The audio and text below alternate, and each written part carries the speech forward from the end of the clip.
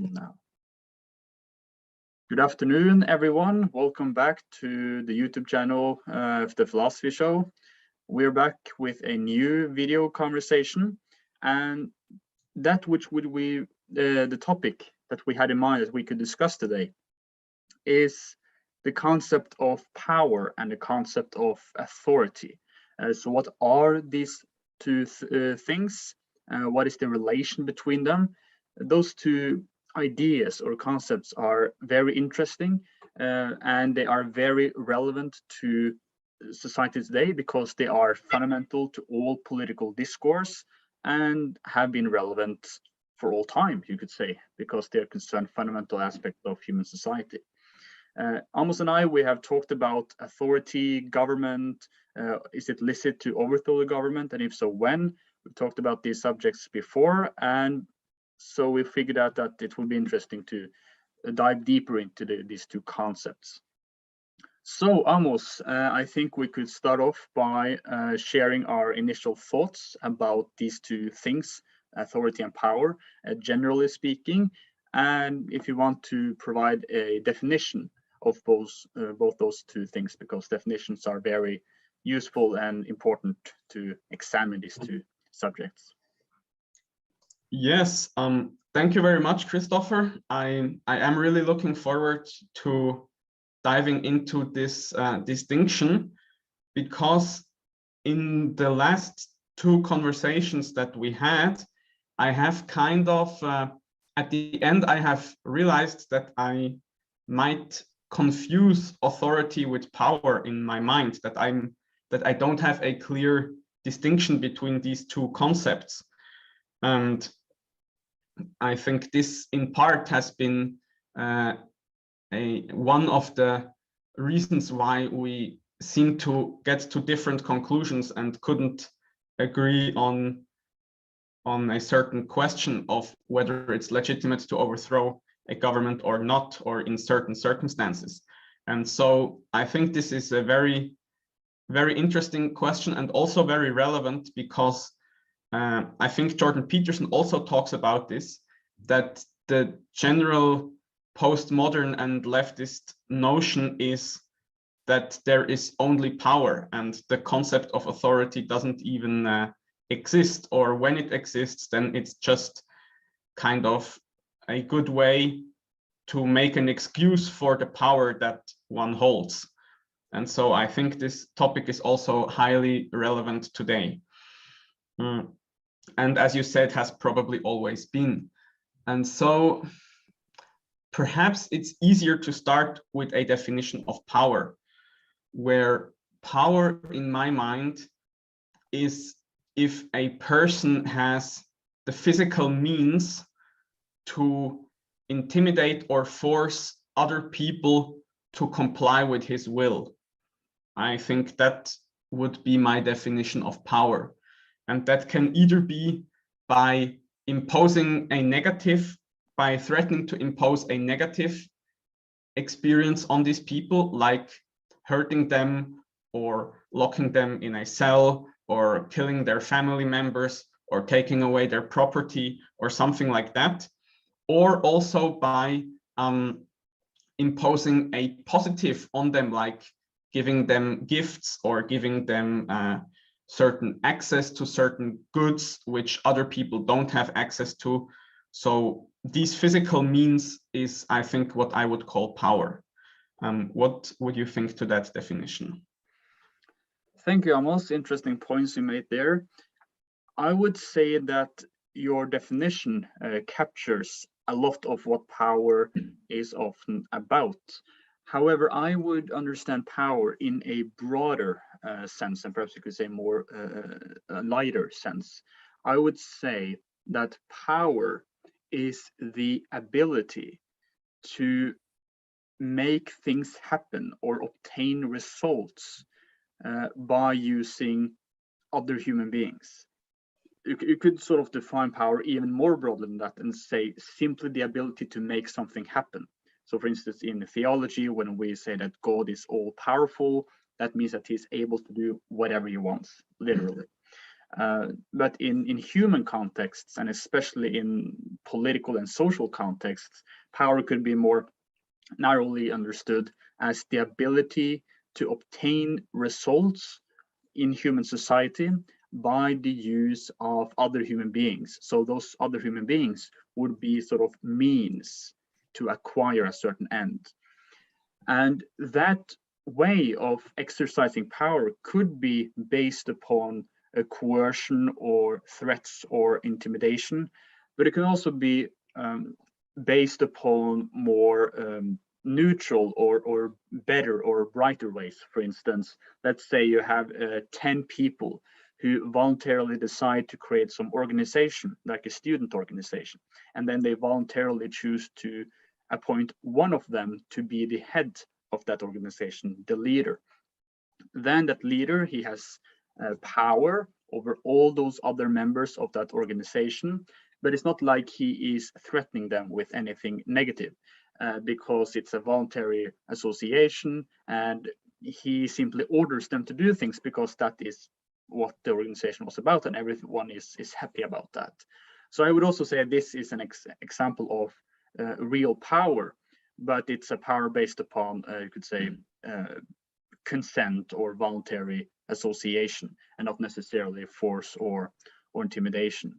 So power could both be based upon negative things like force or intimidation, or more positive things, in a sense that it can also be purely voluntary and everyone is happy with it and everyone agrees to that power, and it's not based on one demanding someone and making someone do something against his will, in a sense.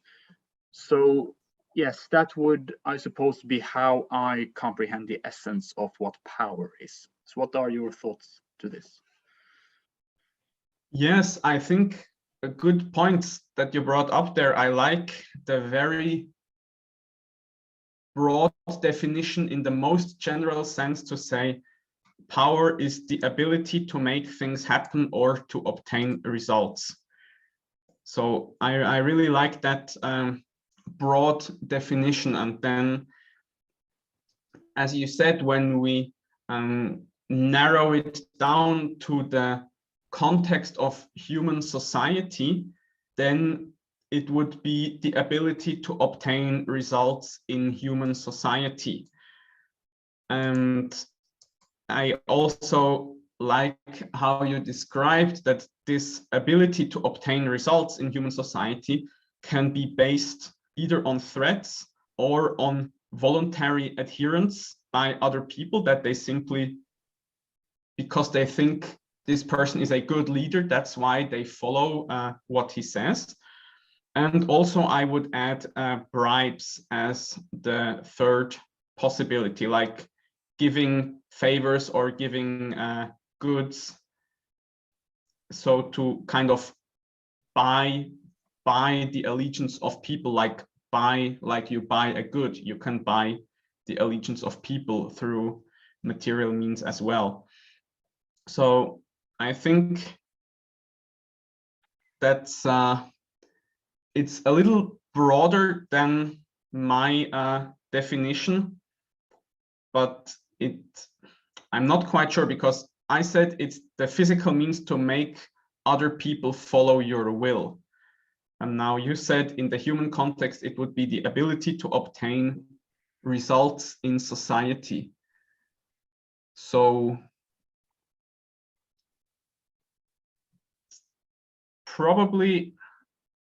I think probably your definition is better because it sounds more neutral, whereas the definition I gave already kind of leans towards a negative interpretation. But in essence, I think they are quite similar. Right, yes. And I would also add that power could, in many cases, be realized or actualized because the subjects of the one exercising power, as well as society as a whole, accepts that person as having power. And here we can mention the concept of authority.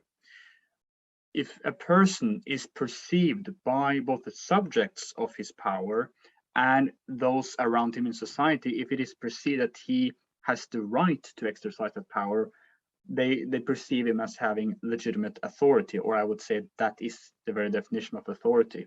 So a lot of power could be understood in that light.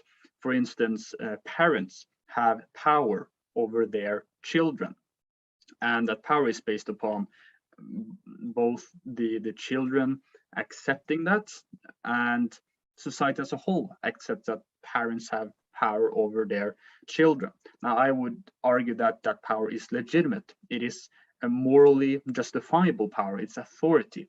But if we just go by the concept of power and leave aside the question of is that power legitimate or not, just by looking at what makes it the case that he has power, independently of whether that power is justified or not, it's because the children accept it, society as a whole accept it, and you could say he has the means, the physical means to exercise that power. For instance, when he instructs or commands his children to do something, he has the ability to speak words, speak language, to communicate to them.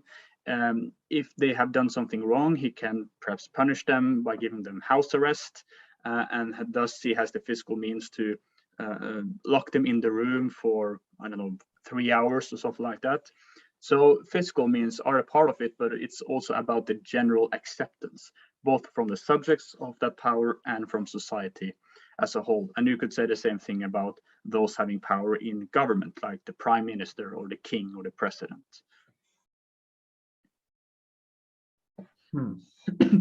Interesting points that you brought up there. So you would basically define authority as morally legitimate power, or a person has authority if the power he exercises is morally legitimate. Is that correct? Perhaps I would say that authority is the morally justifiable exercise of power. And I want to also make a qualification that doesn't mean that the power necessarily must be actualized in a context. Perhaps the person having authority doesn't have the ability to exercise his authority, but he has it nevertheless, if that makes sense. So it would be something like the potential to exercise to. So you said it is morally justifiable exercise of power, and even before that, it would be having the potential to exercise power in a morally justifiable way. Yes, perhaps it could be formulated this way, that if that person with authority exercised this level of power, that power would be legitimate. Yes. The reason why I brought in the potential was kind of based on Aristotle's distinction between potential and actuality. So, because you said a person might have authority even though he doesn't exercise this authority, or he doesn't do anything, but still he would have authority. So it would be something like being in a position to exercise power in a morally justified way. But that doesn't mean that, and then you could actualize this authority by actually exercising this power in the morally justifiable way. But you could also just have it in potentiality and not in actuality. Right, and also to give a very quick example of that, let's say I have a family, parents and children. The parents have authority over the children. Now let's suppose that the children get abducted, or that all of them are in the woods and the children get lost and they can't find them, which is a very tragic scenario. Now the parents are unable to exercise that power, because now they don't even know where the children are. However, they still have authority over those children, and that will always be there. And then it could be actualized or exercised when they actually get access to the children, if you see what I mean. Yes, I do. I would like to kind of throw in a different thought, which, for example, Jordan Peterson talks about this. He says, like, a plumber or a doctor or any other kind of job, basically, a person has authority in that sense that they have competence. So when you have a problem with your car and you go to see the authority on this subject, which is the car mechanic, and then this person has authority in that scenario because he is actually able to repair the car, whereas all other people have no idea how a car works and therefore are not able to repair it. And so he would sometimes also equate authority quite closely with just competence or ability. So how would that fit together with what we have been talking about so far? That's a very good question, and I haven't thought much about that before, so I am not entirely sure, but perhaps one could say that if you have a person who has competence, and thus you say that he has authority by virtue of having that competence, it thus involves the morally legitimate exercise of instruction, perhaps, because let's say you have an expert in repairing cars, you call him because you have problems with the car, he arrives at your house, and then he instructs you how to repair that car, or he goes and repair the car himself. You could say that he has at least a potential ability to make trustworthy instructions or do things that it's within his field of competence in a justifiable way. Yeah, so I think it has something to do with trust and the ability to do things within his field, but I'm not entirely sure if that is an exhaustive, if that is a sufficient definition. So that was just some initial thoughts. Yes, as you were talking, I thought, well, certainly a person that knows how to fix a car or knows how to heal somebody who is sick has power in the sense that we have described it before, because he has the ability to make things happen. He has the ability to make this car run again, or the ability to heal this person who is sick. And without him doing what only he can do, or only someone of this occupation, then the car would remain broken or the person would remain sick. And so by having competence in a certain field, one also has power. And then in that sense, it is also true that when a doctor heals a patient, he is exercising this power that he has in a morally legitimate way. So he is exercising it in a way that seems to us to be morally legitimate, or even good, like morally good to help someone. Or so I think there is a kind of a parallel there, but still I think it's not exhaustive, and I would like to introduce a difficult example, but it was one that I thought a lot about during the last week when I kind of passed our last conversation in review. So let's look at the Nazi time in Nazi Germany.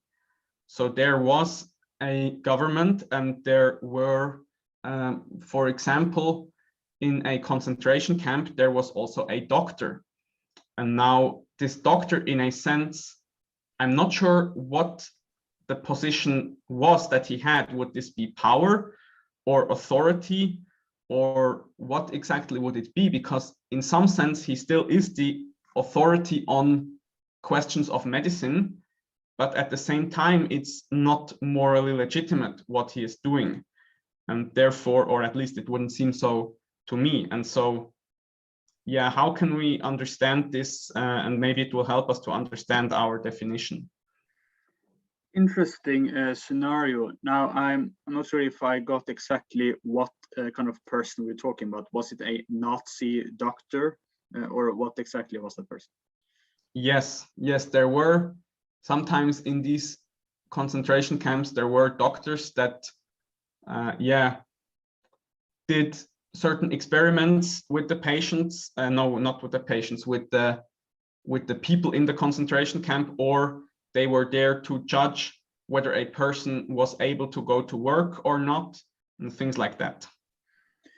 Right, like Josef Mengele, one of the most cruel. Yeah, that would kind of be the most the horrible example, but yeah, let's go with that. Why not? Right. Yes, that's a very horrible story. What happened by his hands. Right. So that's a good question, and perhaps some important consideration that are very, very relevant to talk about this issue is to understand that authority, in order for the authority to be exercised legitimately, it is usually limited to a specific field. So, like I discussed before, the authority of the parent is concerned with the well-being of his or her children, and that the parent cannot have authority over his neighbor's children. Similar, a teacher has authority over his or her pupils or students, but not over a regular guy in the street, for instance. So authority is usually limited to a specific area or scenario or context. You could say that there's one exception, and that is God, because his authority is unlimited and absolute. But in human contexts, authority is limited. So if someone with authority steps outside of his or her legitimate jurisdiction, you might say, he's now acting outside of his authority.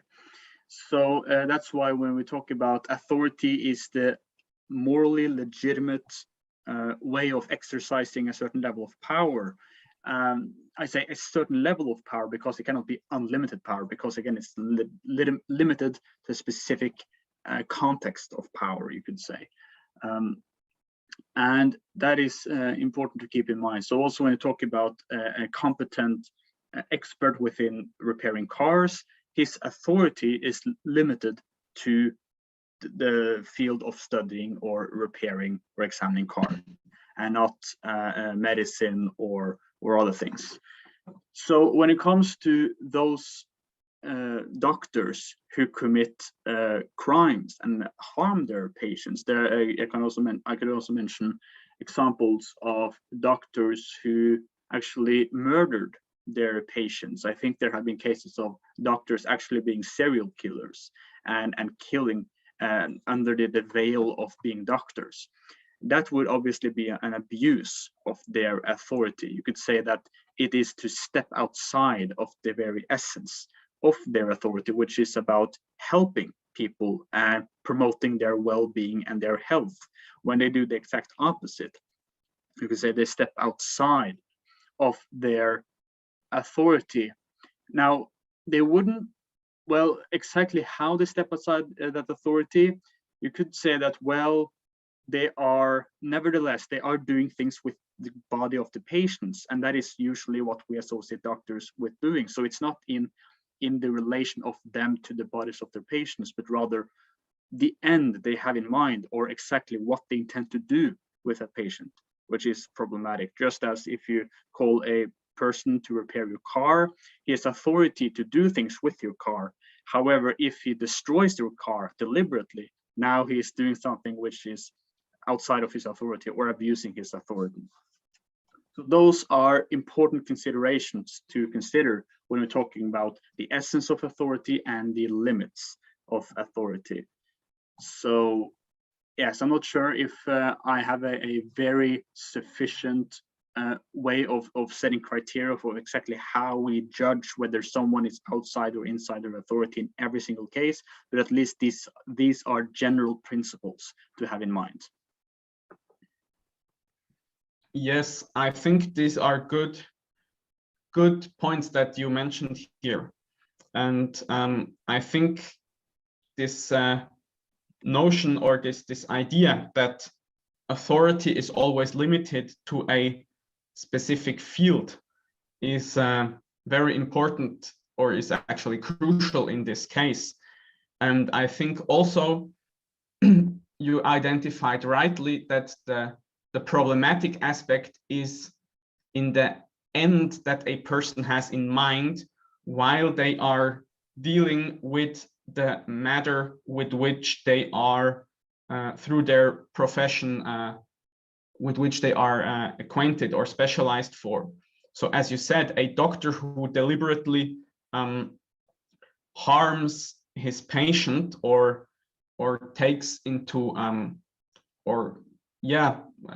would be okay with harming his patient, he is still dealing with a human body, which is his field of expertise, but the end which he has in mind while doing so is immoral, and therefore it would not be a case of a morally legitimate exercise of power, but it would just be a case of the exercise of power in a way that is, in this case, specifically immoral. So the opposite of moral.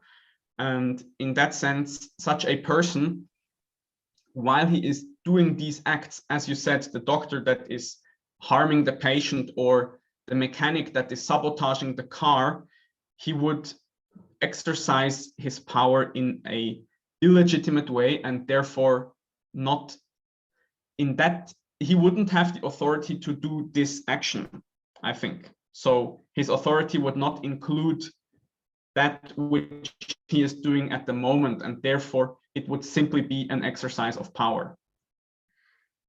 Right.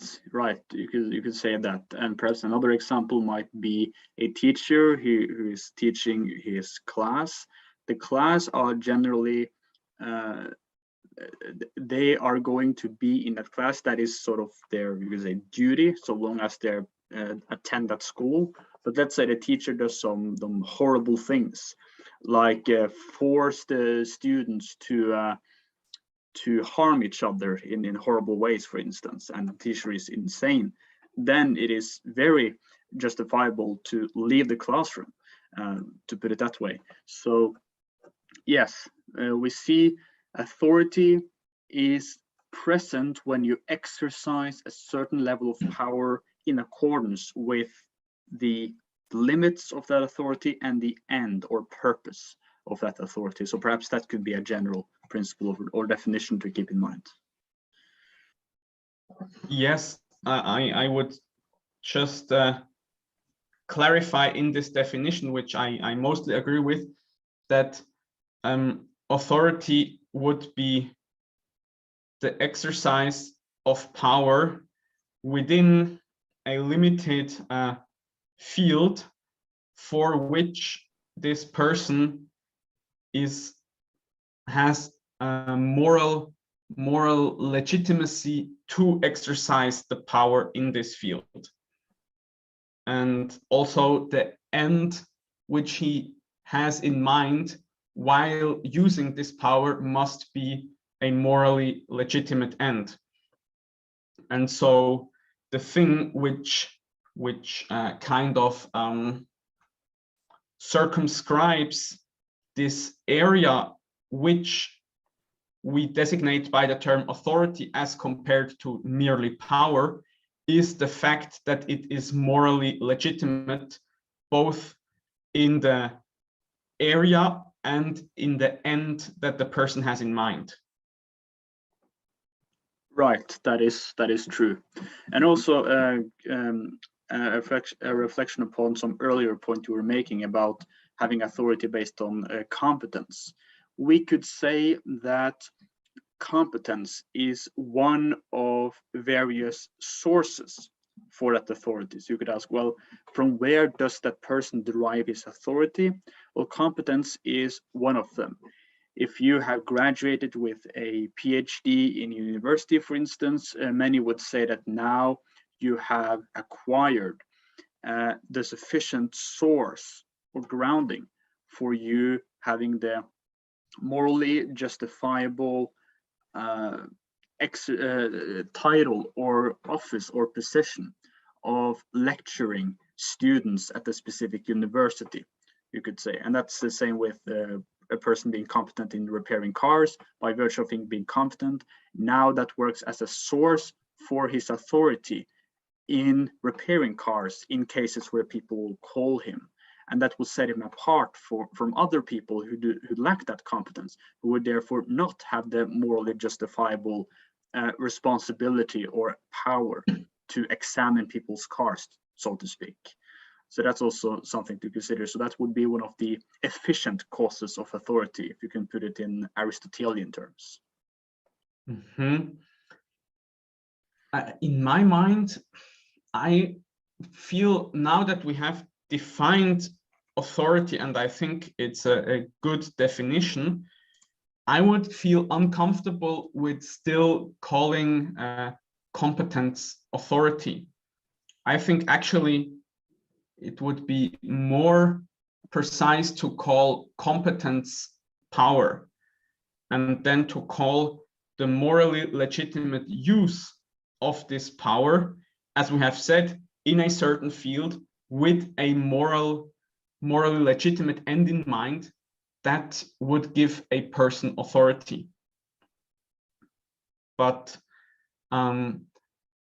yeah, so I think this custom of, for example, calling someone an authority in this or that field is actually, I think, a little bit differing from the definition we have made just before.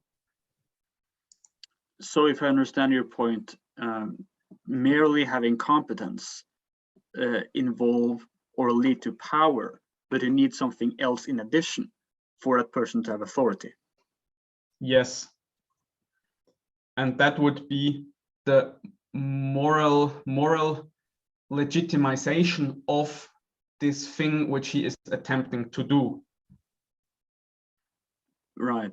But what would you say would be the morally legitimizing feature apart from competence? Yes, well, that has to do with generally the question of good and evil, or right and wrong. So when we have a certain action in mind, then we can ask ourselves, is it morally legitimate, or is it good to do this action, or is it illegitimate or evil to do this action? And authority is only the combination of, as you said, having the ability to perform the action, that is the power aspect, and then also having the moral legitimacy to perform this action, and that is the moral component. Okay, and now I understand better what you mean when you say competence, because you would consider the ability to successfully examine or do things within your field. So for instance, a person who is expert in repairing cars, he has now the power or ability to actually fix broken cars. Yes. Right, and therefore that would be power or the ability to do this. Yes. Right. And then one has, in addition to that, something which makes him an authority in doing that. But yeah, and I'm still not sure exactly where you identify that which gives rise to the authority. So let's take the car expert example. he has the competence, but what else must be there in order for him now to have the authority to repair cars? I think, for example, in that example, it is his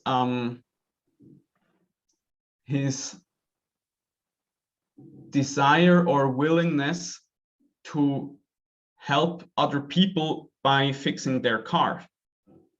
So because this is the end which he has in mind as he is acting in the world, and the end of helping another person to get their property in a state which the owner of this property desires is a morally legitimate end. Therefore, the car mechanic now has authority, because he both has the power to fix the car, and also the aim which he is pursuing is something which is morally good. Right. Yes, now I understand what you mean. And let me give you a counter example. There could be a person who was a car mechanic, but then at some point changed his career to becoming a hitman. And so people can hire him, and he will plant a bomb in the car of another person, so that when this person kind of ignites the car, or when the car goes at a certain speed, then the bomb will explode and the person will die. Now, in order to do this, you also need to know a lot about how a car works, but the end in mind is no longer morally legitimate. So here you have a person who has the power, but they have an evil end in mind, and therefore that which they have is not authority, but is probably just power. Right. That also reminds me of this series, Breaking Bad. Have you watched that series? Right. I haven't watched it, but I know kind of the plot. Right. Yes. Because there you also have a guy who is very, very knowledgeable within chemistry and has a very high education in that field. But he, you could say, abuses that knowledge to begin cooking meth instead. So that's another more famous example, you could say, or another example of that point. Now, I would perhaps understand the concept of authority slightly different or somewhat different than what you would say, because I would say that even people who have, you could say, renounced their desire to actually use their authority in a good way, still, in a sense at least, possesses that authority. So I would consider that authority, which you perhaps, if I'm not mistaken, would classify as a potential authority. So even the car mechanic who begins doing harmful and bad things, he at least has the potential to authoritatively repair cars. But that, of course, requires that he ceases to do all these bad things and go back to being a car mechanic. And similar with Walter White, he needs to stop cooking meth in order to be authoritative to lecture people. And I would perhaps say that all of this time, they technically, in a sense, possesses authority in their field. It's just that they don't actualize or exercise that authority in a legitimate way as of right now. Right. So that is how I would understand authority in a perhaps broader sense, and understand it in a way that you would perhaps call potential authority. So what do you think about this? Yes, I think that's the problematic part for me. I think that's really the interesting question now, how we should understand this question. Because I feel like in the general language use, the term authority is also used in that sense that you have described right now. So that's when we say, for example, that this Walter White, or however he's called, he is an authority in the field of chemistry. I think people could say that even though he is using his knowledge to produce drugs instead of to do something. Now let's go with for the moment with the definition that producing drugs is evil, whereas some other things would be good. Even though he is using his ability to make things happen in an evil way, still one can say that he has authority in this field. And probably this has to do with, as you said, that he has still the potential to do good with this knowledge. But in my mind, then I don't understand how this potential could be distinguished from what we have defined as power, namely merely the ability to make things happen. Sorry, could you repeat the last point you were making so that I know I understand it correctly? Yes, when you say that Walter White has authority still, even though he is using that which he is doing or that which he knows in an evil way, but you say, well, but he still has the potential to use it in a good way. And so this authority is kind of potential, but not actual. Then how is this potential authority anything different from what we have defined as power, namely the ability to make something happen? Right. So I would say that a difference in this regard, potential authority versus power, is, as we define, power is the ability to make things happen, or at least use other human beings as means to that end in human contexts, And potential authority then is the ability to do certain things within that relevant context of authority, morally justifiable.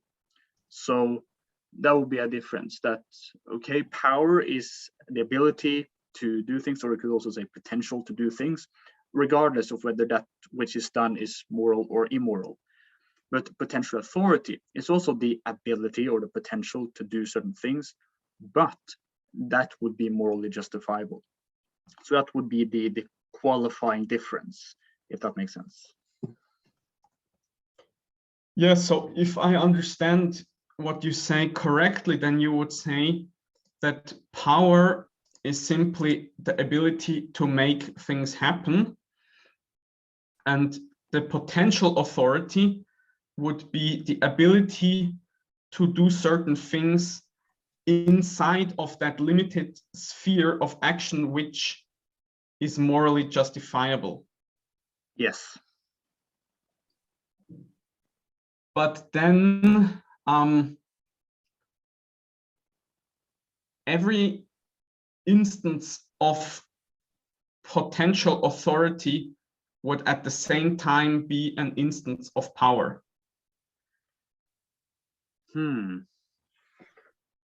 Interesting thoughts. Do you want to elaborate? Because power would, yes, I could elaborate, because power would include both the ability to do certain things inside that limited sphere where action is morally justifiable, and also outside of it. And potential authority would just be this aspect of power that has to do with the ability to do things inside the limited sphere.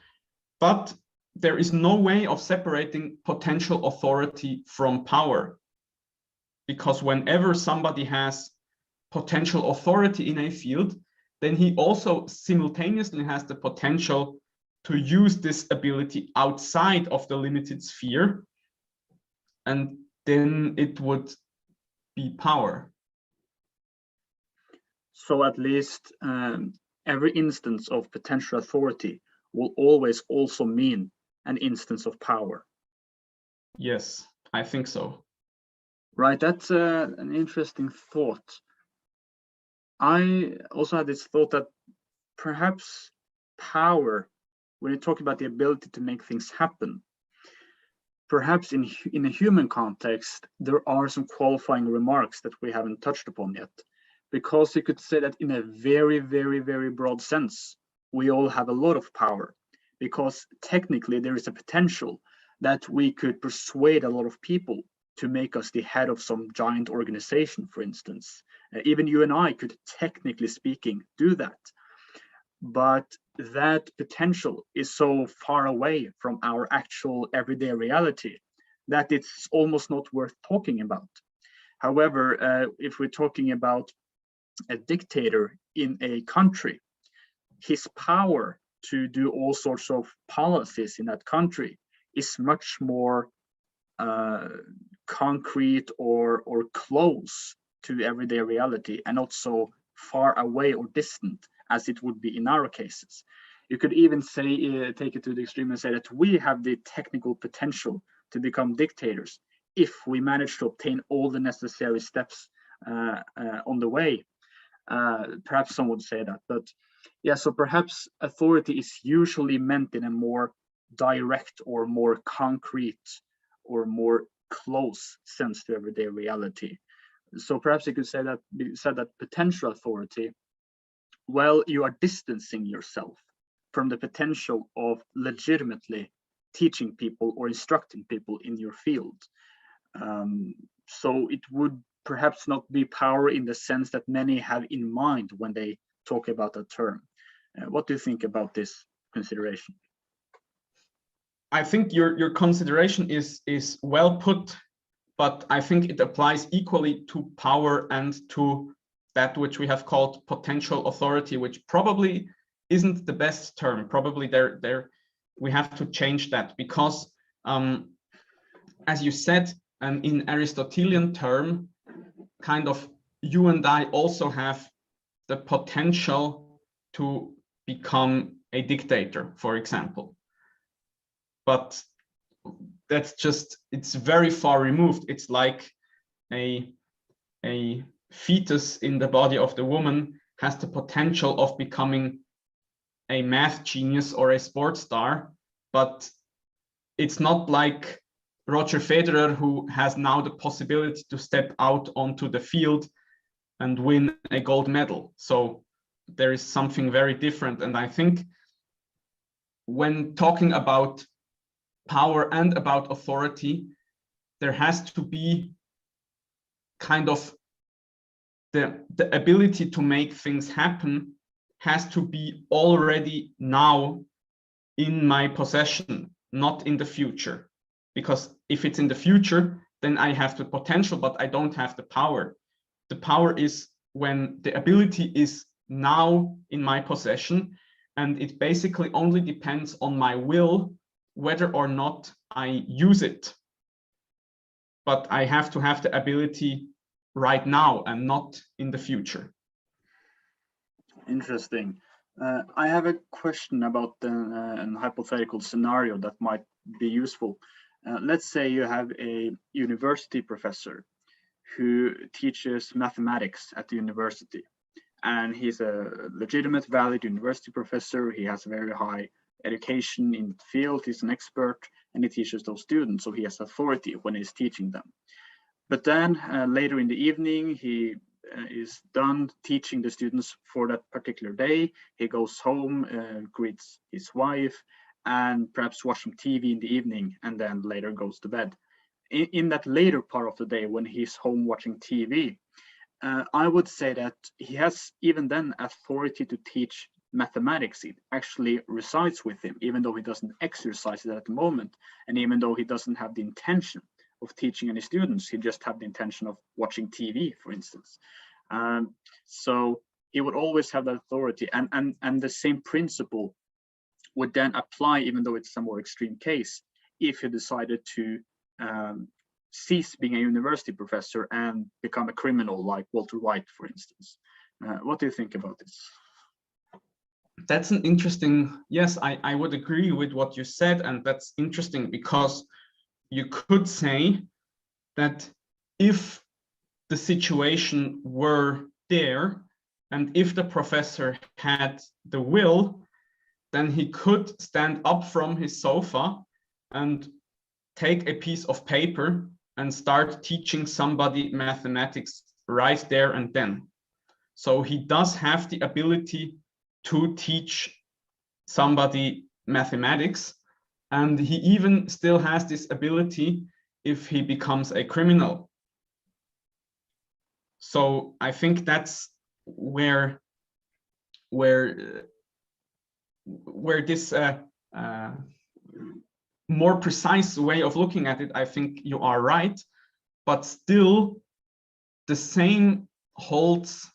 You can turn the same thing around. So let's say he is a professor teaching mathematics at university.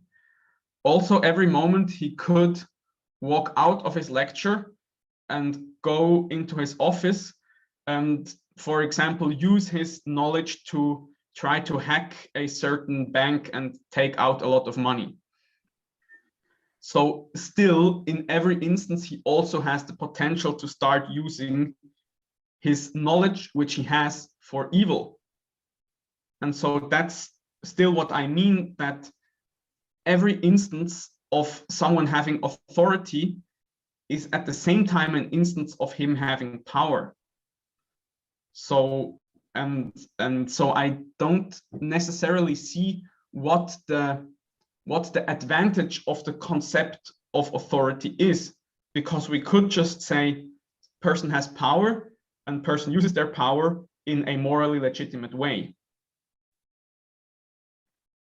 Right. Well, to talk about a person having power and using that power in a morally legitimate way, that would be identical to authority, as I see it. So, because there is this qualitative difference of power being used morally justifiable in a morally justifiable way versus not being used in a morally justifiable way, since this qualitative difference is very important, it's very fundamental to morality, politics. We call one instance authority and the other abuse of authority or mere power, if you want to say that. Yes, I like also that you brought up the idea of abuse of authority, which I think, as we said in a previous discussion, would be if a person who has authority in a certain limited sphere of action, then all of a sudden starts to act in a different sphere in which they are not actually morally legitimized to do. And then there is, and then it would just be power or abuse of authority. So I think it's interesting, and I think also I see how the morally legitimate use of power is such an important concept for human beings that it might be justified to have a specific word for this, namely authority, because it's a very important concept. But I think as far as this conversation goes, in my mind, every instance of where a person has authority, they also have power, it seems.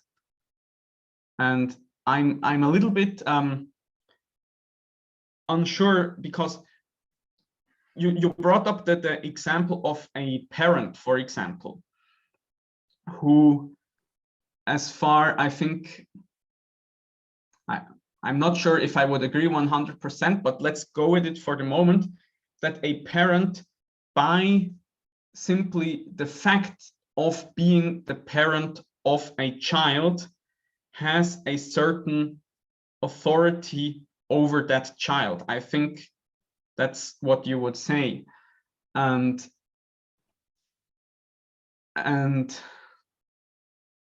that would mean, in a sense, that he has a certain amount of power to influence this child, and also it would be morally legitimate for him to do so.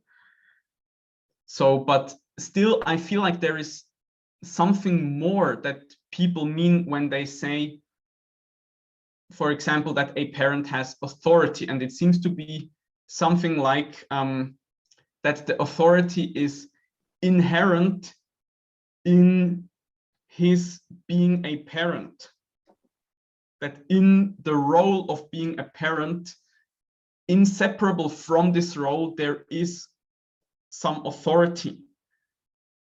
And perhaps we could explore this use of the word authority a little bit more.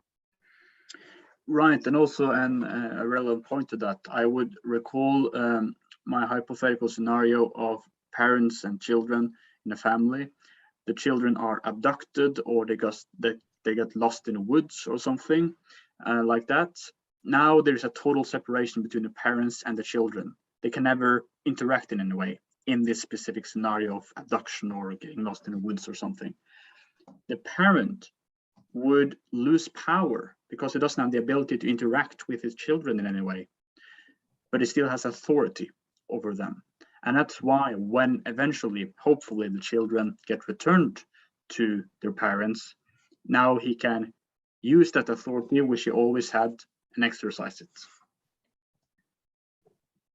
So what do you think about that?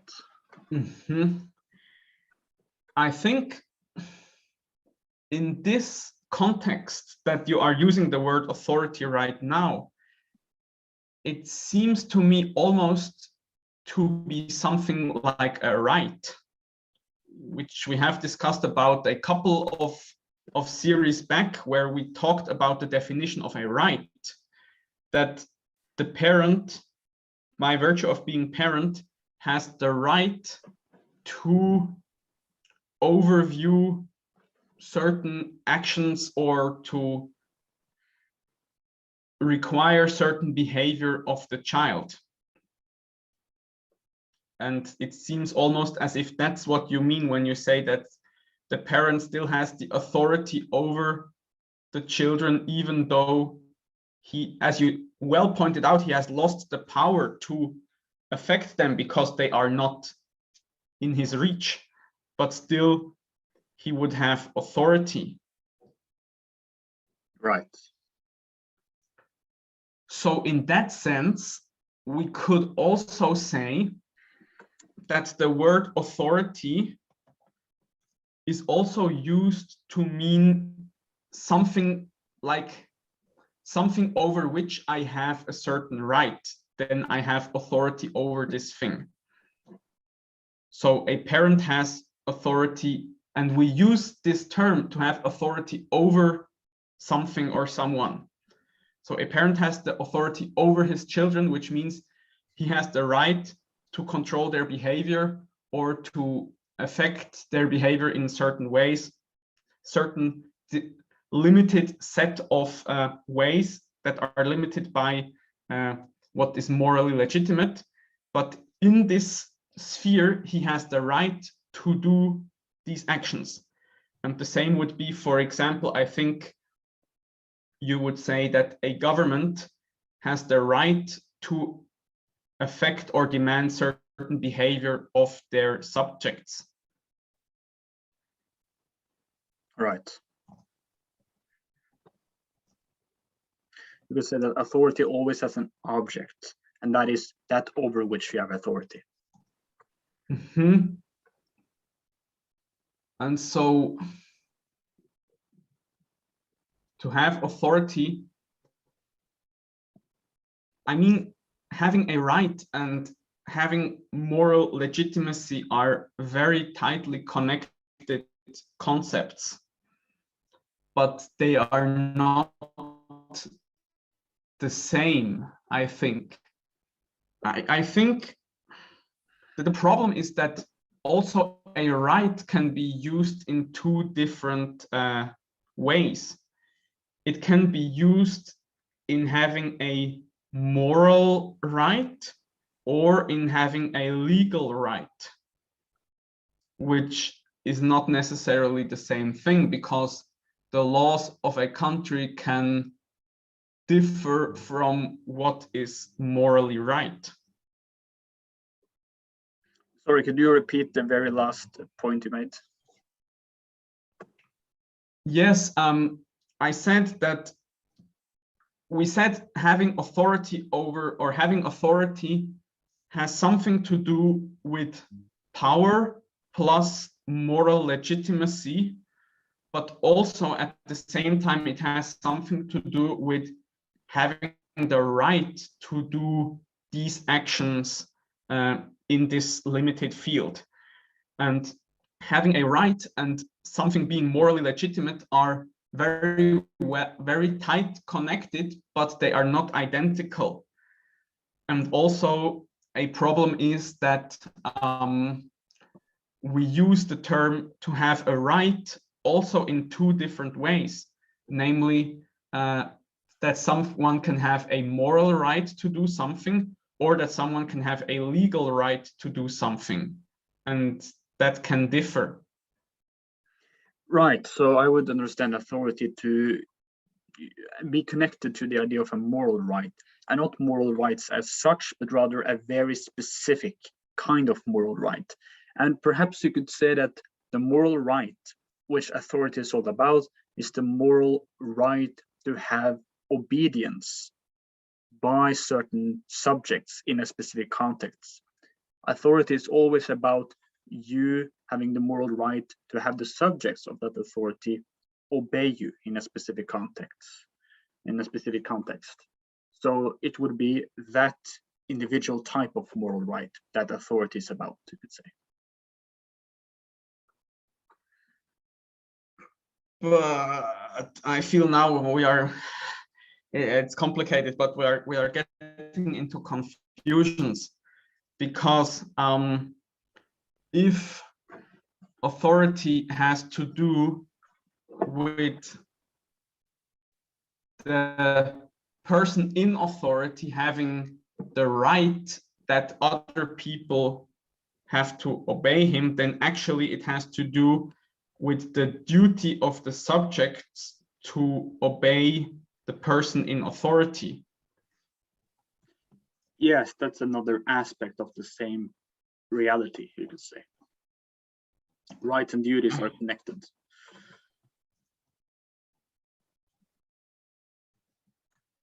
Yes, but then now it's quite different from what we have, or it might seem to be different from what we have said before.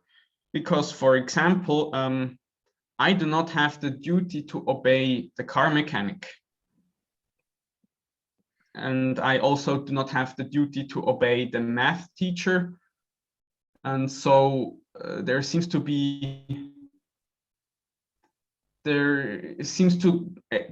a different concept now comes into this way of using the term authority.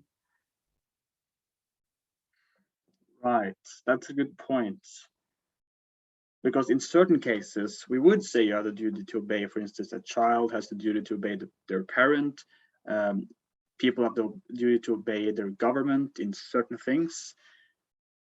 But with math teachers and car mechanics, you don't have technically a duty to obey. I'm trying to think of a way one could say that when you are a student and you have the math teacher, you could say whether you could say that you are intellectually obeyed to consider the teaching, or that given that you attend that school or university, you have the duty to obey the professor.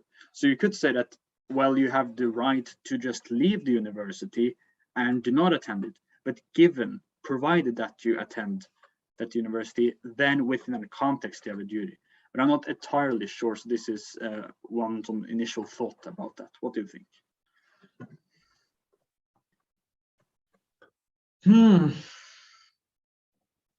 It's difficult. It's difficult, but I think here we have also come upon something which is, for me, and I feel for perhaps many other viewers, a problematic aspect of this concept of authority, which was kind of hidden in the first part of our conversation, but now kind of has come to the forefront. Because I don't know. So you said given that you attend the university, you have the duty to follow the teaching of the teacher. I don't feel like duty is the right word.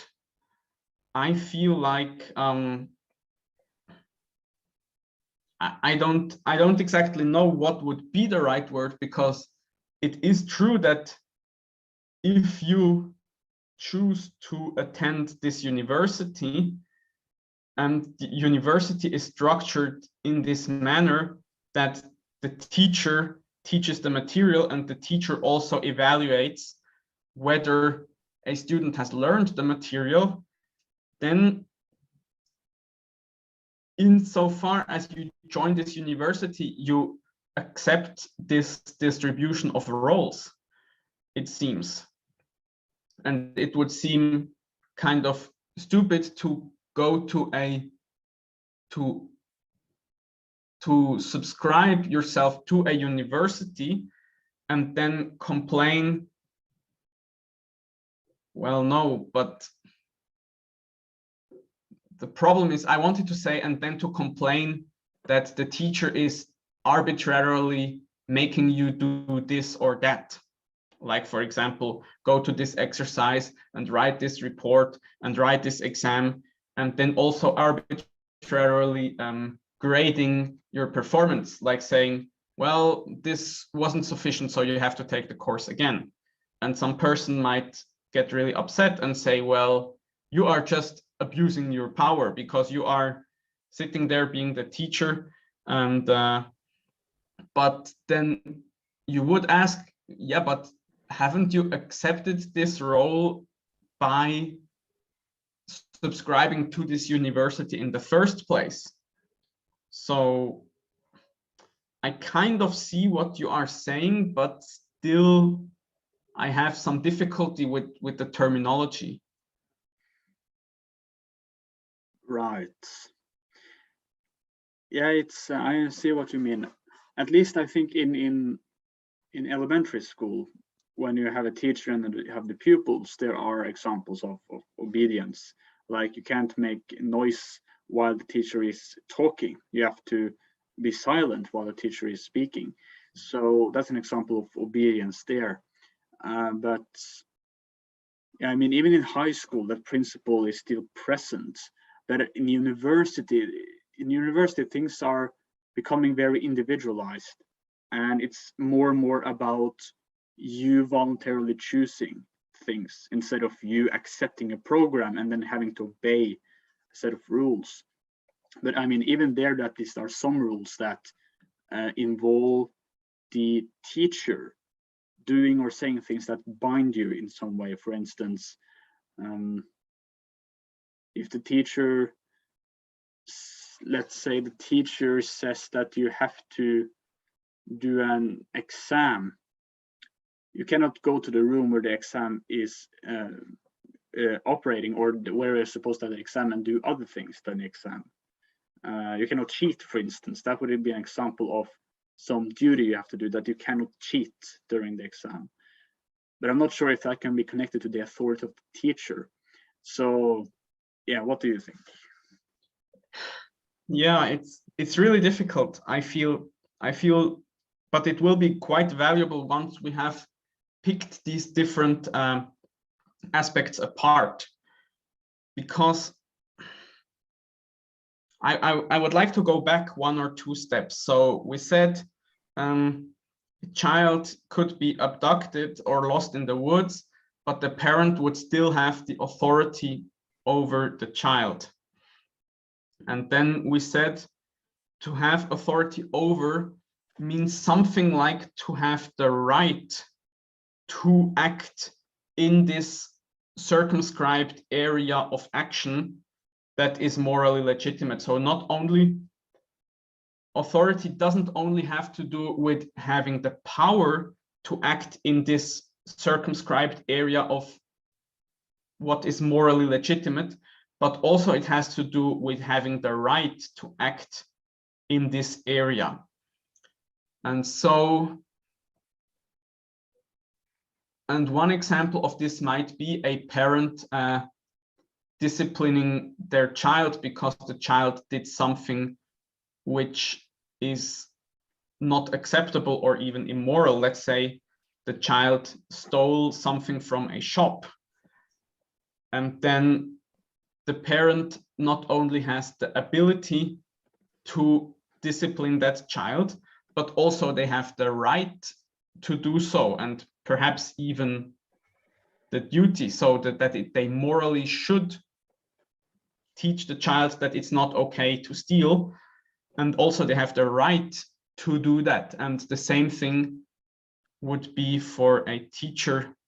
Yeah, but maybe let's stay with this example. And yeah, do you have some thoughts about that? Well, I have one more general thought about this subject, and perhaps we could make a distinction between authority over people and authority over a field of study. Because I just had a thought that, okay, even if you can somehow argue that a university professor has actual authority over the students that they have to obey, still I can think of examples where you have simply a scholar, and you could say that that scholar is an authority on that specific field. But I cannot see any concrete example of you having to obey that scholar in any way. If he simply is a scholar and you read some of his books, for instance, you're not obeyed. You don't have the duty to obey everything he says, for instance, or even some of the things he says. I think, well, perhaps that's another discussion, but at least you could say that those people have authority over a subject or a field, but not authority over people. So perhaps there is an important distinction there. So what we have been talking until now is mostly about authority over people, and that resides in parents, in school teachers, in elementary school, and governmental positions. But when you're talking about simply a scholar who's an expert, you could say he's an authority on this field, but it's not authority over people, it's authority over a field. Hence, the duty to obey is not relevant to that type of authority. What do you think about this? Yes, I think this distinction is very useful. And I think now I also see the point you were trying to get at before, because in order to call someone an authority in a field, they would kind of have to be of the topmost knowledgeable people in that field. So you wouldn't just call someone with a mediocre education in mathematics an authority in mathematics.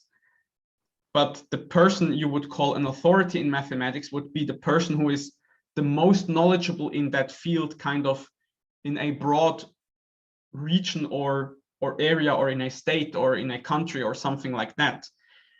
And so therefore you could say, if you are a student of mathematics, then this person has authority in the sense that you are kind of morally obliged to take seriously what they say, because they have so much knowledge in this field and you are still learning.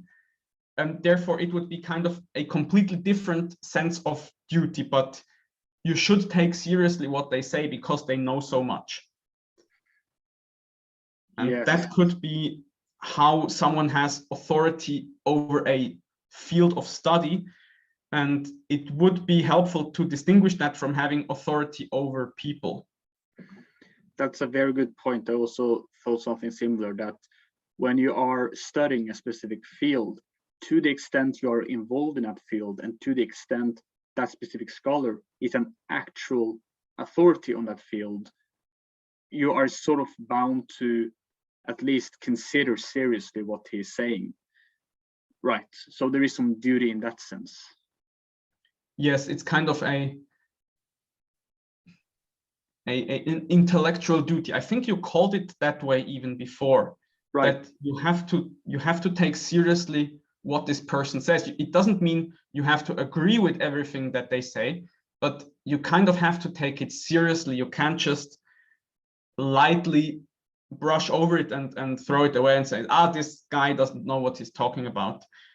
Because no, he has been working in this field for 40 years. And so there must be some reason behind why he says what he says, or at least you should start by this assumption. Yes, at least considering his thoughts and not simply dismissing it because he's actually authority. Yes, that makes sense. Yes, so I think with that said, we have covered this aspect of the term authority quite well, that a person might be authority in their specific field.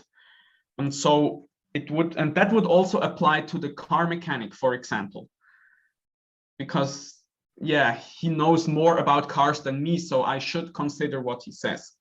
So I think, yeah, no.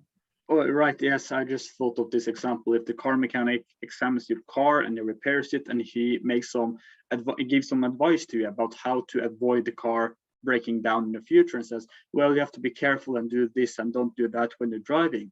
And let's say you say, who are you to tell me what to do? Get lost, man. That would be an example of you not having this intellectual duty or being virtuous intellectually speaking. Yes, exactly. That's a good example.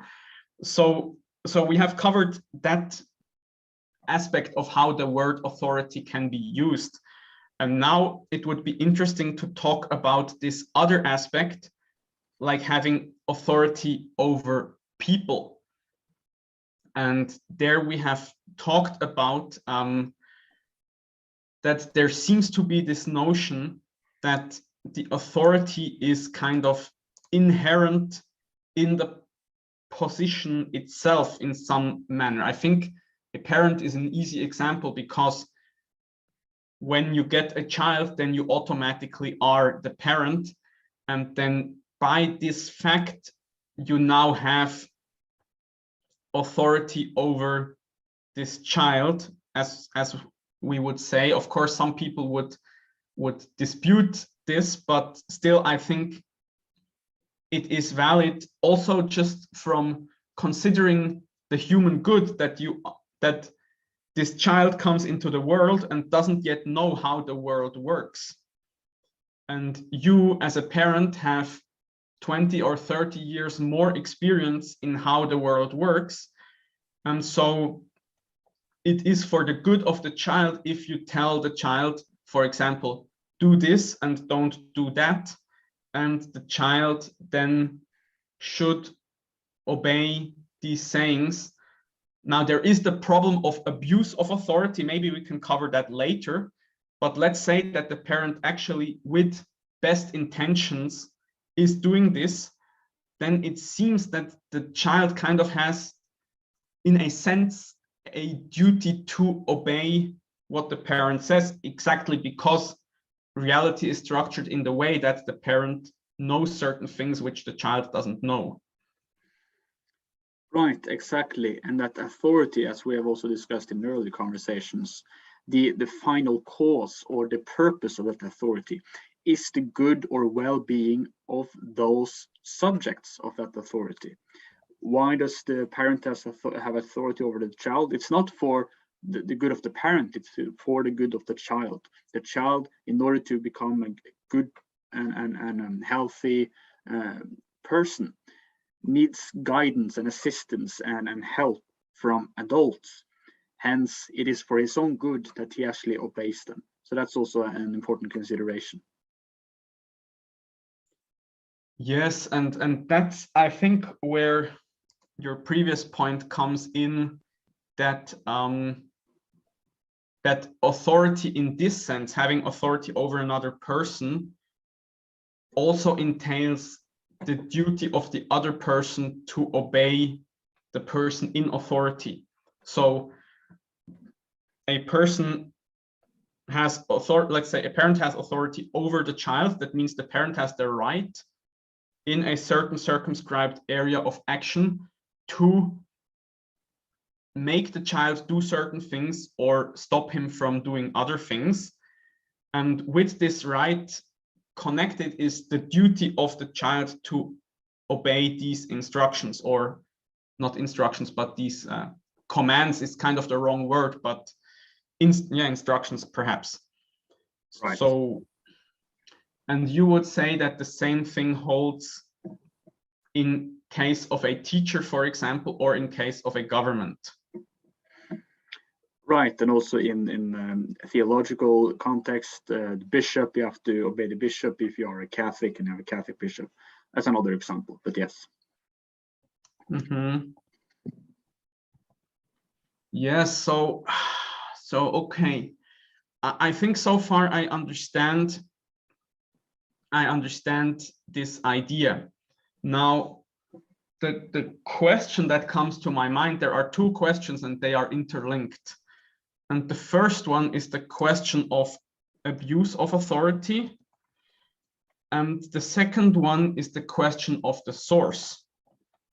Because in the case of the parent, it seemed quite, we kind of managed, I think, quite well to find a plausible source of authority, namely the parent has 20 or 30 years of experience living in this world, and the child or the small child has 0 to 5 or maybe 6 or 7. And so that's where the source of authority is. And so the one question is the source and the other is about the abuse of authority. And yeah, perhaps which one would you like to go into first? Perhaps the source, it seems more foundational. Yes, and perhaps then we will understand the abuse case better once we have defined the source. Right. Do you want to say something or? Oh, no. No, that's okay. If you had some points or remarks about the source, then you could explain those and then I'll comment. Or if you didn't have any particular remarks, I could begin. I had an idea perhaps where we could start, which we already have touched upon this in past conversations, and I think we have already kind of touched upon it a little bit in this conversation, which is that the source of the authority is a human good in a sense. So we said in the case of the parent's authority, the source, or I think you called it the final cause in Aristotelian terms, is the well-being of the child, speaking in the long term, that the child may grow up to be an adult. So that was my initial thought. Yes, I agree. I would say this is the final cause or the purpose, the end of authority, which is the good of that over which you have authority. That is the grounding of your authority, you could say, in a sense. Yes, so the end or purpose is a certain human good. Would it be fair to say that? Right. Authority in human context would always include human good specifically. And would it be fair to say that the end would always be the good of this person over which the other person has the authority? So the good of the subject? It seems to me so, yeah. It seems to me as well in the case, yeah, as we have described in the case of the parent. So also, I had a certain thought. I'm wondering what you think about that perhaps there is also this qualification that this particular good of the subject, which is the source or the final cause of this authority, cannot be reached in any other way. Because I could, of course, go over to my neighbor and force them to eat carrots because I say, well, carrots are healthy. But there is, of course, another way in which this person can reach the goal of having a healthy diet, and that is just by their own comprehension. So it seems to me that authority is only justified in scenarios where the goal is for the one part very important, and for the second part cannot be reached in a different way? Well, in a sense, you could say that it can be reached in a different way. For instance, that a child being brought up by his biological parents, many of those goods could also be acquired if the child were adopted by some other parents. Both could sort of raise him to become an adult, but you could say that his natural or biological parents is far more qualified, because you have this intimate and special connection to your own biological parents that you wouldn't have, at least not to the same degree, with those who are not your biological parents. And some of the goods of the child, it doesn't merely include the physical goods like nourishment. It also includes things like a sense of identity and belonging, and things like that. And that is better fulfilled with natural parents or biological parents. Yes, I think good points that you brought up there, and that's perhaps the justification, these specific reasons, like you said, a sense of identity, or also that a parent has a special relationship to his biological child as compared to just any child. These are probably the reasons why in society, in the normal situation, we say that a parent has the authority to raise their children. Because I would say in the case where a child is adopted, then the adoptive parents now have authority over this child. Whereas if a child is in a home for abandoned children, then the people who run the home have authority over the child, because they are now in the position of providing this good for the child, which the child cannot provide for himself because they are too young. And so therefore they do have then the authority, but there are certain reasons why it is better if the biological parents take care of the child, and that's why they have kind of the first claim on this position of authority. Right, and also you could say because they were there from the beginning. They were necessarily the very first people able to take care of the child from the beginning. The mother took care of the child while the child was growing inside her womb, and they would necessarily be present at birth. So by default, they would have that authority. And as we also argued or said, they are the best to be qualified to take care of the child. And also another aspect is that parents who actually have a biological connection to the children will most likely have a stronger affection for that child.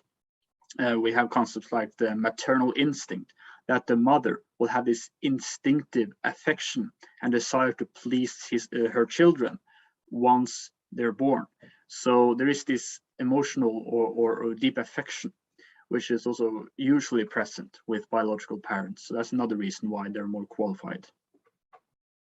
Yes, yes. I would like to charge into a little bit also this question of that the goal has to be important and that it has to be unreachable in a different way. Because it seems to me that that's the way we behave, that in examples where a person, if the goal is not important, then we don't give someone a position of authority in order to accomplish it, meaning authority over other human beings. And if the goal can be reached by a person themselves, then we also seem to not think it legitimate that a person takes or demands or acts authority over another person. So as I said in this example with the nutrition, and perhaps there are other examples, but I'm interested what you think about these two qualifications. So those two qualifications would be the goal has to be important, and in order for authority to be legitimate, there must be some need for external guidance or governance. Yes, because else it wouldn't be legitimate to take authority over another human being. Right. Yes, that seems plausible. That there is this need for external governance or guidance. When it comes to the first qualification, though, the idea of an goal being important, importance is a relative term because it's related to other examples or things. So I wouldn't use the, yeah, sorry. If I may qualify, you are absolutely right. I think it would better to say the goal has to be morally relevant. Yes. Yes, that's interesting. And also this is something we had discussed before, that what makes a good morally relevant. I have argued that, well, if it is something that contributes to the well-being of human beings and human flourishing, and we as moral agents, we have free will, we can relate to this good, it has this moral significance. Yeah. Yes, because you are, of course, right. Important is a relative term. I mean, for some person, it's very important to, I don't know, to collect their stamps, but that doesn't mean anything, basically. But so I think, yes, the goal has to be morally important, or meaning morally relevant. And also it has to be kind of unreachable by the person itself, and therefore there is a need for external guidance, as you called it. Right. And yeah, so I think morally relevant, yeah, I think we have talked about this before, what makes something morally relevant, and you have summarized it well by saying that there is some,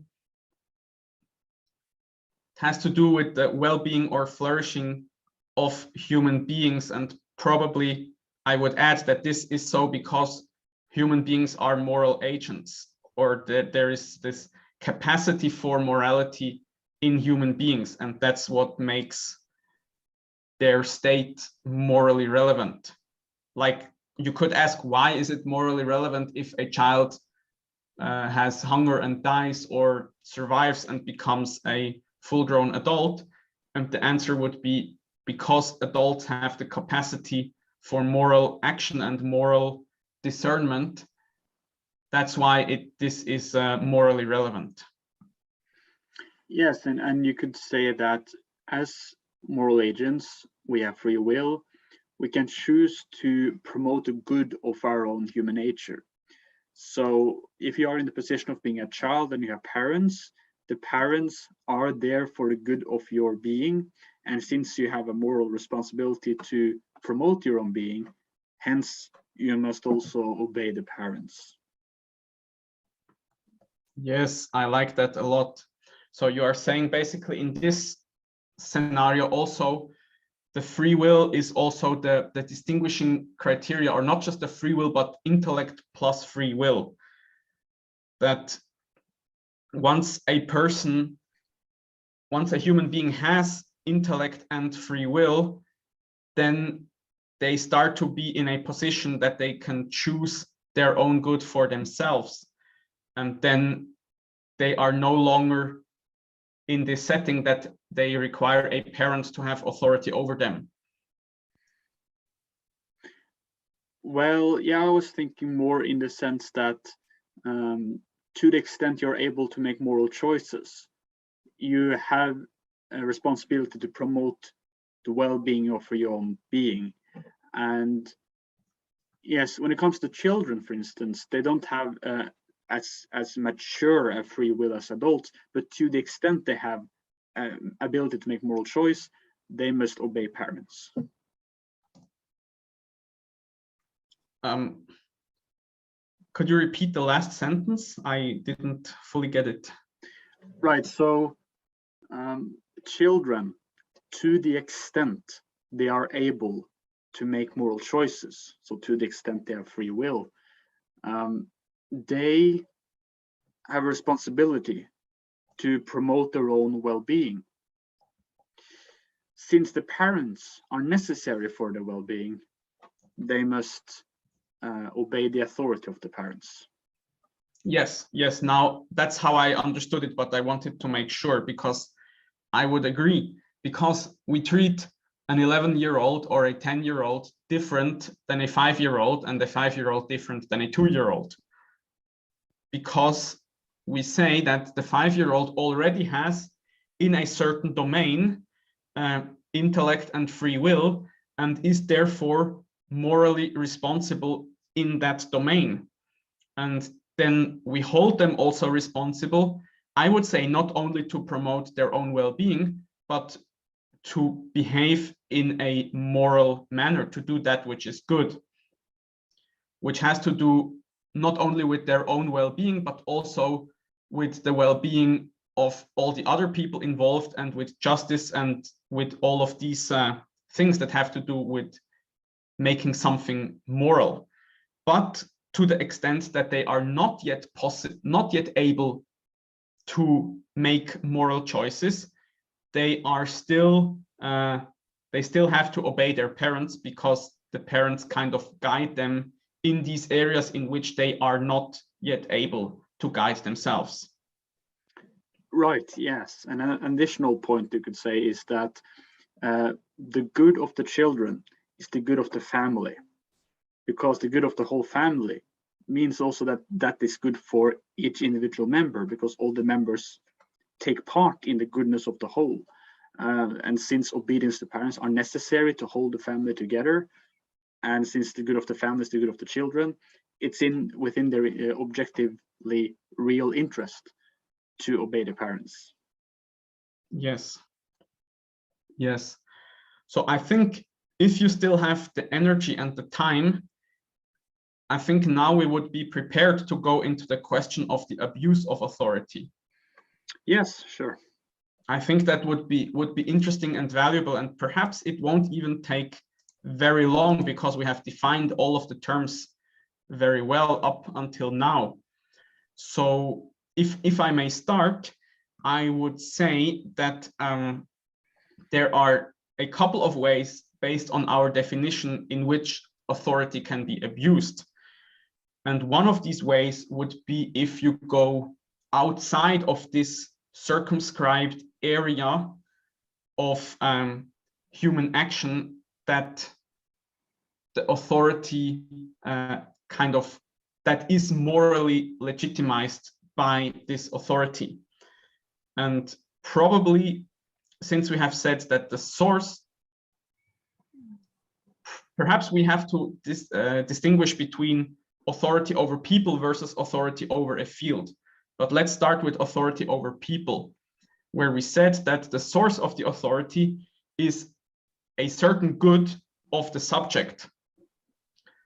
And so, insofar as this good is morally relevant and cannot be reached in another way, then the person in the position of authority is morally justified in acting to make this good become realized. But as soon as they start to pursue a different goal, which is not the good of the subject, but something else like their own good or whatever, then that would be one way in which abuse of authority could be defined. Right.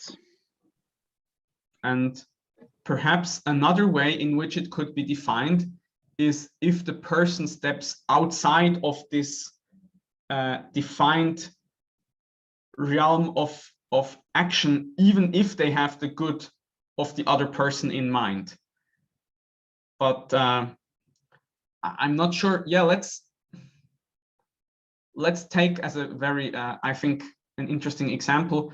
If the parent wants to tell their 25-year-old child what they should do in kind of everyday matters, like how they should dress or what job they should take or something like that, then that would seem to me to be a step outside of this proper domain of the authority, even if the intention is well-meaning. Sorry, could you repeat the content of that hypothetical scenario once again? Yes, if a parent, for example, would want to tell their 25-year-old child what job they should take or how they should clothe themselves or something like that. Right. Well, one could talk about, well, where do you draw the line between the authority of the parents over the children, and when is it beyond that authority? Where do you draw the line? That's a separate discussion, but I see your point at least. So to me, when you're talking about abuse of authority, it means that the person who has authority attempt to employ or use that authority which the person really has, but for an end contrary to the final cause of that authority. So yes, examples of that would be a teacher who demands that all the children are present to listen to her teaching in elementary school, for instance. But let's say instead of teaching them, she shows them a video of a music video that she made and she wants to show them because she loves sharing her music videos. That would be an abuse of her authority. Or if she taught them lies that she knew was false, that would be an abuse, because one of the purposes of the teacher is to teach students or pupils truth. So we see that it's abuse of authority because the person is using that authority. The teacher is using her position as teacher for an end contrary to the actual end of that authority, because the actual end of teaching is the good of the students or pupils, their intellectual well-being. But instead she uses that to promote music videos or lies. And so yes, she is distorting that authority. So that would be how I understand it. Yes, I think that's also a very relevant possibility of abuse of authority that you mentioned here, that because with every authority over a person comes a certain position, or a certain position, I don't know, in society or in the hierarchy of society, or in an organization, or like there are certain physical habits or behavior associated with it, like the teacher in school is the one who stands in front and speaks about the subject, and the students are required to sit and be quiet and take in what the teacher says. And so this is the position that the teacher has by this authority that he has. And now if he uses this position not to promote the end for which he was put in this position, which would be the purpose or the end of the authority, namely in this case, the education of the children, that they will learn something useful. But as you said, to show them his music video, then that would be an abuse of his position of authority, I think, as we also tend to call it. Right, using that authority, but against the actual end of that authority. Yes, and it's not so much using the authority, but using the position that comes with having this authority. Yeah, I'm not sure. Perhaps I would say that the authority is contained within a position itself, or manifests in a position, but I'm not sure. Yes, I see what you mean. The authority is kind of I'm not sure either. And I'm not sure if we want to go into this in very much detail right now. Yeah, it's perhaps not that relevant to the discussion. It's more of a deep metaphysical remark. Yeah, it's more of a metaphysical problem. So let's leave that aside as good as we can for the moment. So the teacher is using their authority or position of authority for a purpose that is not the purpose for which is the end of this authority, but for something else. Right, use it so that the end is not actually realized, actively frustrates its end, you could say. Yes, I think that would be an example of this idea that the person in authority is acting outside of this justified sphere of action. Because the justified sphere of action of a teacher is to teach the pupils relevant knowledge. And it's not justified for him to teach them about good music or to promote his own products or to teach them about nutrition, like should they eat bananas or not. And so that would be an example of where the teacher steps outside of this prescribed realm of action, which kind of comes together with this position of authority. Yes, you could say that she steps outside of her authority, not in a sense of the specific means being used, because she's still in the classroom and she demands that they are present and that they listen, and those aspects are the same and good in themselves.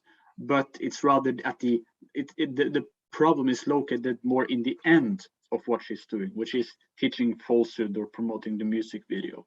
So yeah, we could perhaps say, yeah, she's stepping outside that authority, but just be precise not to locate the problem in the false way, because just to quickly mention, there is a difference between she being in a classroom and teaching them lies, and she later in the evening when school is over, going to a regular guy in the streets or going home to the pupil's house in the evening and beginning to demand that they go for a walk in the woods, for instance. That's also abuse, but it's a completely another way in essence. Yeah.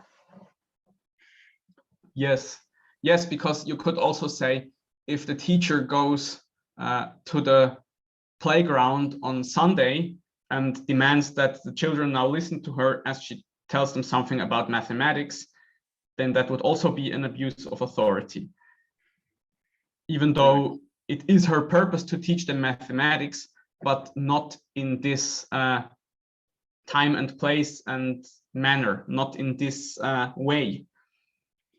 Right, so in that case, the context would be wrong. But in the case we discussed a bit earlier, where she is in the classroom at the specific right time, but teaching a falsehood, the context is right, but what she's using the context for is problematic.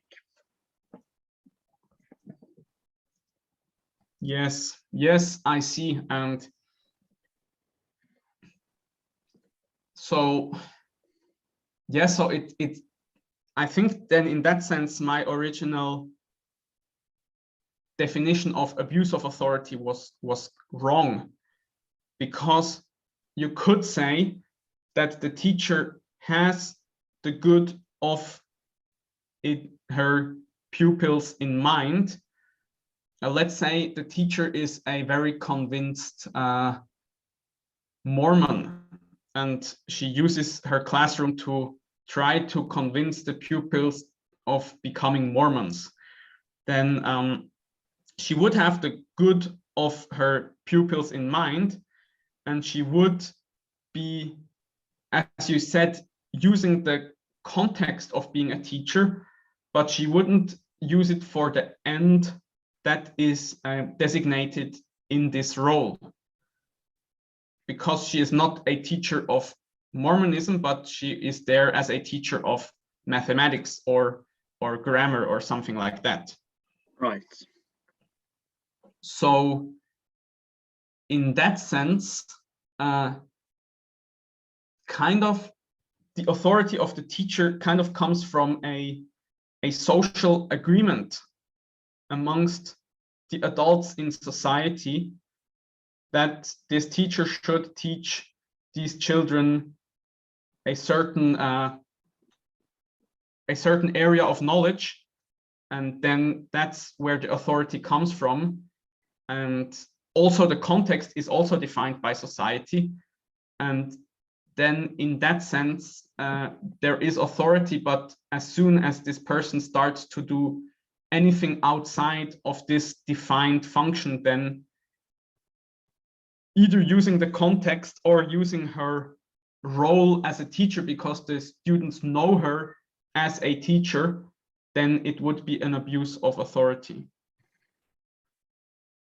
Right. When it comes to the cause of that authority of the teacher, I would agree that some part of this is determined by the social order, but also there is an element which is more deep, more grounded in natural law, which is the good of the children or pupils in learning about the world and becoming mature adult human beings.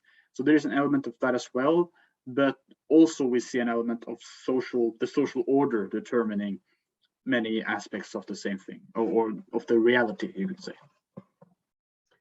Yes, I am wondering at the moment if it would be wise to stop our conversation here and make a part 2 where we go into this question more deeply, because I feel like I'm getting a little bit tired and the conversation has already been quite long.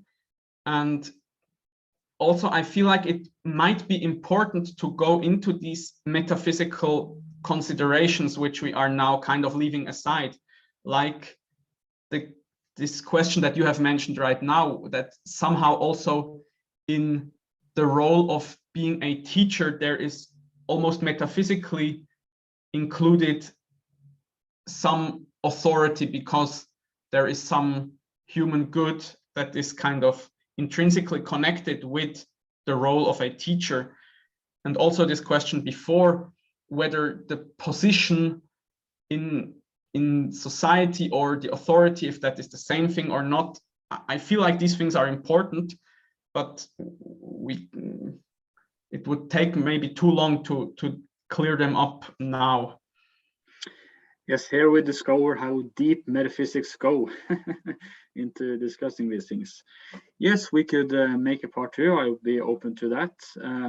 It seems that we have discussed many good and deep and interesting points so far. I think we have discussed almost 2 hours, so this might be our longest conversation. And I think it's been very interesting, very deep and philosophical and productive. I hope the audience who have watched this think that as well.